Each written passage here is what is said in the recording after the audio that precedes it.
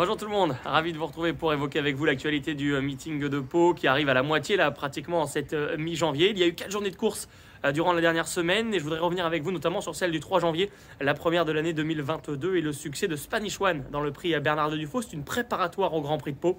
Le cheval de la famille Pelletier a fait forte impression et clairement il prend rendez-vous avec nous pour le Grand Prix le 23 janvier prochain. Sa dauphine Ferronnière a été excellente également, attention à elle dans la belle et puis vous soulignerez qu'Autorisation qui a chuté dans le tournant final a laissé de gros regrets à son jockey Clément Lefebvre qui dit qu'il aurait peut-être gagné cette course-là, donc il faudra s'en souvenir pour le Grand Prix. Je retiendrai également de cette journée la victoire de Deo Gracias dans le Quintet. Deo Gracias qui fut 3e du Grand Prix de Pau l'année dernière et qui pourrait participer au Grand Steeple encore une fois ou à la Grande Course de Haie. Je pense que Jean-Pierre Desraux, son entraîneur, a vraiment le choix des armes avec elle.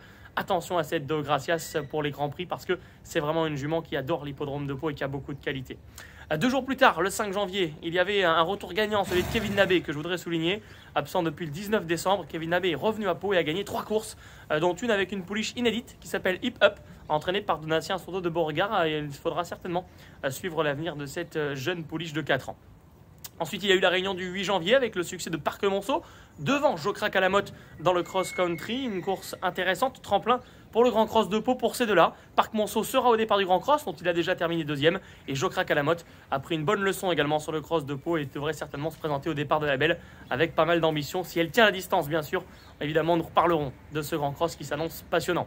Mon ami Well a gagné également une course de haie pour 4 ans, un cheval qui a ouvert son palmarès en obstacle.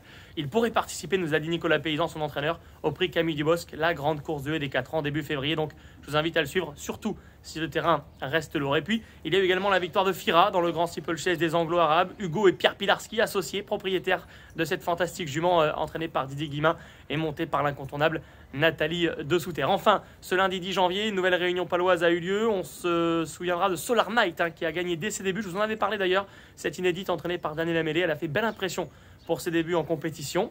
Notez qu'un 4 ans Tennessee Basque s'est fait remarquer également sur le steeple. Il devrait, nous a dit William Menuet, courir le Grand Steeplechase des 4 ans, le prix Antoine de Palamini.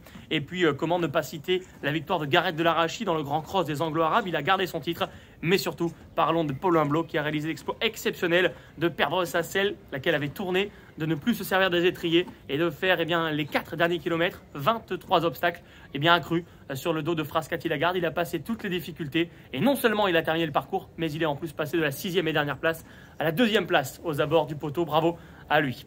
Encore 2 réunions cette semaine à Pau, ce jeudi 13 janvier avec un cross-country qui sera le fait important parce qu'on retrouve au départ 2 chevaux de Patrice Quinton qui devront très bien courir pour valider leur participation au Grand Cross. Dunkin ou encore chez Pedro, ces deux-là, s'ils courent bien, pourraient s'ajouter à la longue liste des partants probables du Grand Cross de Pau le 6 février prochain. Et puis il sera encore question du Grand Cross pour la réunion de ce dimanche, le 16 janvier, avec normalement les présences dans la dernière préparatoire du Niketa, qui n'a fait que 500 mètres l'autre jour et qui doit impérativement rassurer pour espérer garder son titre dans le Grand Cross. Le Saint-Godefroy qui doit confirmer, qui doit continuer de montrer qu'il est peut-être le prochain vainqueur du Grand Cross. Et puis on retrouvera d'autres protagonistes à cette belle épreuve qui passeront ce test dans la dernière préparatoire. La présence exceptionnelle, je pèse mes mots, de Cariaco également dans le prix Albert de Taillac. Si tout va bien, il sera au départ de cette course de haie qu'il a remporté l'an passé, un vainqueur de groupe sur l'hippodrome de Pau. Évidemment, ça fait plaisir. Face à lui, notamment Être Rouge, roi de Pau, qui s'attaque là, évidemment, à forte partie. Et puis, il y aura également un steeple pour 4 ans, dernière préparatoire au prix Antoine de Palamini. On pourrait retrouver tous les beaux vainqueurs de 4 ans du meeting, Numéros Borgette, Miralago, Nambiti par exemple, qui pourraient s'affronter, ou encore Morgan Haas. Réunion passionnante ce dimanche, ça démarre dès jeudi d'ailleurs avec une belle réunion également. Et je vous dis à très vite pour la suite de ce meeting de Pau.